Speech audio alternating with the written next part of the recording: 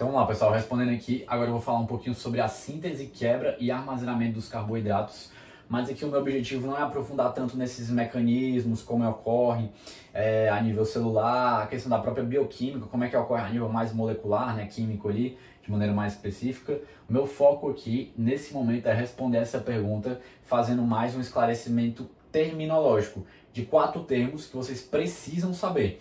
Então esses 4 termos eu peço que vocês guardem de cor, né? De coração eu gosto de falar, guardem a fogo, porque vai ajudar a gente a seguir com mais eficiência ao decorrer da aula, em outras aulas, enfim. E vai servir, isso é muito importante também, esses termos. Então vamos aqui juntos. Primeira coisa que eu quero falar é o seguinte, eu não acabei de comentar que na absorção esses carboidratos são absorvidos na forma de monossacarídeos? Eu citei 3, mas o que é absorvido em maior quantidade é qual? O principal, a própria glicose.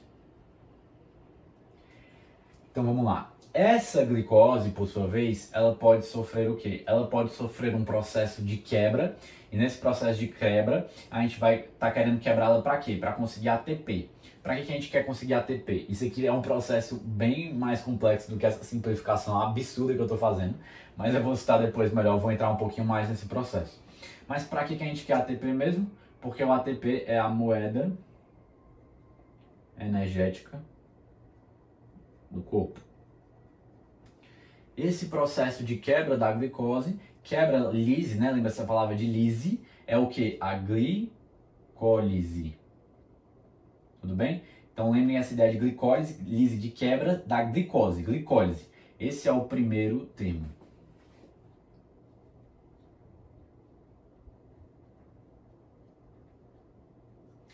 Agora digamos que eu não estou precisando tanto de ATP, já tenho ATP demais, está na hora de dar uma relaxada, não precisa fazer tanta quebra de glicose, não precisa de glicólise, porque eu não estou precisando tanto de ATP.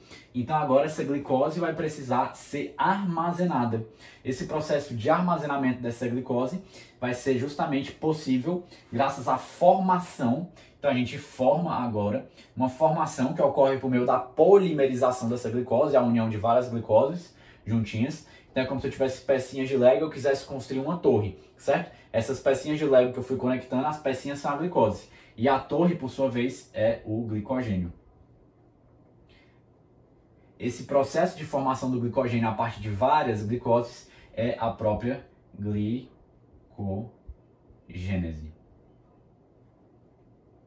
Certo? Que faz muito sentido, glico, né, que vai formar glico de glicogênio, e gênese de formação, né, gênese de nascimento, formação, surgimento, né, enfim.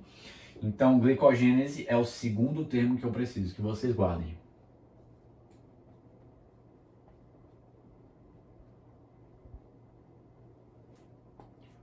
Certo.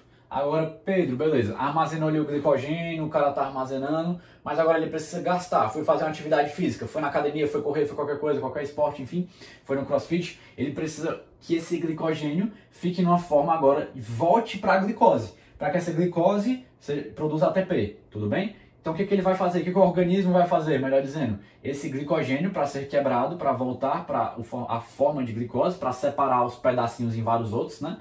Em vários pedacinhos novamente, desunir esses pedacinhos, melhor dizendo, esse glicogênio vai passar por um processo de glicogenólise.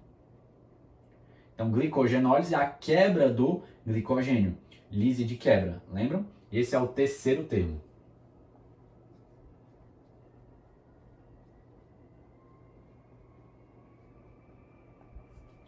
Beleza. Digamos agora que não está tendo nem glicose. Não está comendo glicose, não está comendo carboidrato, então não está tendo glicose.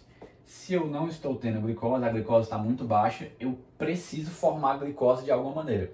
Porque a glicose é muito essencial para quando a gente está falando da própria formação de ATP, da própria preservação da vida, né? Então é importante que a gente tenha glicose. Beleza. Então eu estou precisando de glicose, mas eu não comi glicose, não acabei consumindo, né? Enfim, fiz alguma dieta maluca aí, não comi glicose, mas eu estou precisando dessa glicose. Só que essa dieta, digamos que eu estou comendo muita proteína, comendo muitos lipídios, comendo muito esses 2 outros macronutrientes. Então, a partir desses 2 outros macronutrientes, é possível a gente haver uma transformação, né? Uma transfiguração, uma formação a partir deles de uma nova glicose, uma glicose nova, uma nova substância, que seria precisamente a glicose. que surge, né? Que se forma. Então, esse processo, quando a gente pega aminoácidos, que seria a proteína na sua forma mais menorzinha, né? Mais na molécula menorzinha, mais primitiva, mais essencial, vamos pensar assim, né? Mais basilar. Então, quando a gente tem os aminoácidos e a gente tem o glicerol é o que, Pedro? Depois eu vou citar melhor, mas o glicerol é uma, não nessa aula, imagino, mas é uma porção do lipídio, tá bom? A partir do aminoácido glicerol, né, enfim, aminoácido glicerol, a gente pode ter, a partir daqui, a formação de glicose. Esse processo onde se forma uma nova glicose, que não existia antes, que surgiu, foi formada, é de gliconeogênese. Neo, essa ideia é muito de nova, né? Então, gênese também é essa ideia de formação. Então, gliconeogênese é o quarto termo que eu quero que vocês guardem de cor, tudo bem?